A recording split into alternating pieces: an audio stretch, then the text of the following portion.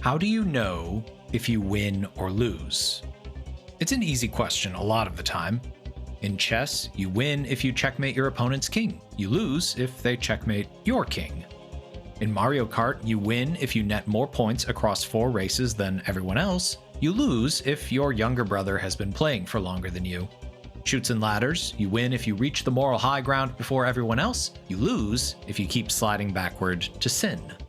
Mortal Kombat, you win if you deplete your opponent's health twice before they do so to you. You lose if you have to watch your character get split in twain by a razor hat. But games are easy. Life is hard. Life isn't as cut and dry as a game because we're not all playing the same game the same way. We're not all playing by the same rules, on the same board, or even with the same pieces. We're making do with what we have. In life, we're not so much playing against each other so much as we're trying to stay in the game for one more round. We're all just playing the best we can, so you ultimately have to decide if you're winning or losing. Sable is a game about perspective. Controlling Sable on her rite of passage, she meets other characters, completes various jobs throughout the land she calls home, and will, in time, return home to decide what mask she will wear to indicate her life's chosen vocation. Sable's perspective was shaped by what she had done and experienced, guiding her towards her life's goal. In Sable's society, to lose is to stagnate, to stop growing. You could wander the lands as long as you needed to if it helped you decide who you wanted to be. But if you turn inward, stop exploring, stop wondering, stop feeling, that's how you lose. Winning, on the other hand, isn't a matter of picking the correct path, but picking the path that is right to you. Reflecting on one's perspective in order to guide the pursuit of something greater, something worthwhile to them, that's how you win. Roll credits. And that's the comparison, right?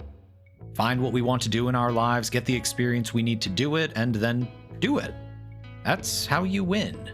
Even though education isn't universally accessible geographically or financially, or that we live in a society that values the acquisition of wealth over doing good work. People can't always learn what they need to pursue what they want, and can't always afford to pursue what they're passionate about if doing so leaves them unable to support themselves. So we compromise or cave to a set of rules outside our control. Does that mean we lose? Existing in a state like this means that we may be unable to alter the game we are playing, but that won't stop us from making the most of it. From lifting up other people who are struggling to keep playing or forming alliances and communities in our little piece of the board, we do what we can with what we've been dealt. It still comes down to perspective. Based on what we've taken in, who we've become, we use that to guide the work we do, regardless of what we do, and make playing this game a bit more bearable for other players. Winning in Sable is simply deciding what you want to do, who you want to be, as guided by the experience you've had. But we don't always decide what we are going to do with our lives.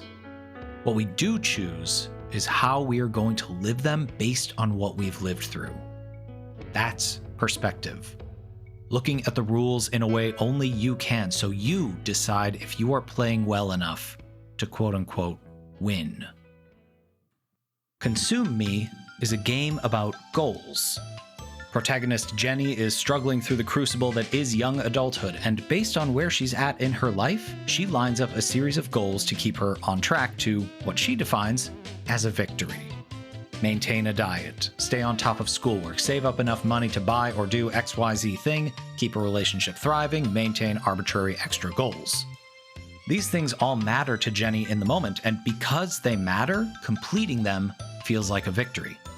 Not only did I keep to my diet, but I also managed to keep my boyfriend happy and keep up with my reading for school. Her reward is recharging her various batteries and doing it all over again. New goals, new deadlines, new stressors. But if she loses, that is tantamount to death, and that will not stand, no matter what those goals are. It's hard when we're younger because so much of our goal setting is dictated and shaded by those around us. Family telling us to lose weight or be more active, friends excelling academically and athletically while we lag behind, Society telling us that we have to meet these standards, earn these degrees, get this job, or we're failing that society. Throughout Consume Me, any number of Jenny's goals are the result of how she perceives someone else in her life. Her mother is an arbiter of standards, so we must fit those standards through diet, exercise, and schoolwork. A boyfriend is a contraption you put love into to keep him from leaving, so we must make sure he feels loved.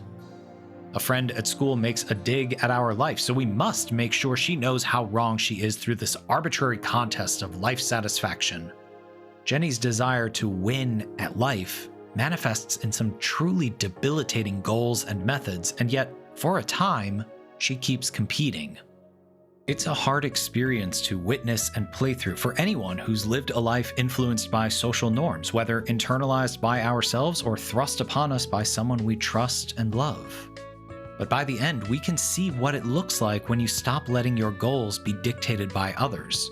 We start doing things that give us purpose, ticking off smaller boxes on larger checklists, not for life or death, but for ourselves. As we get older, we set up goals that we want to achieve and that we can achieve. We know our limits. We know ourselves. We stop putting stock into what someone else is telling us to care about and instead focus on what matters to us. It isn't selfish, it isn't exclusionary, it's just coming into our own.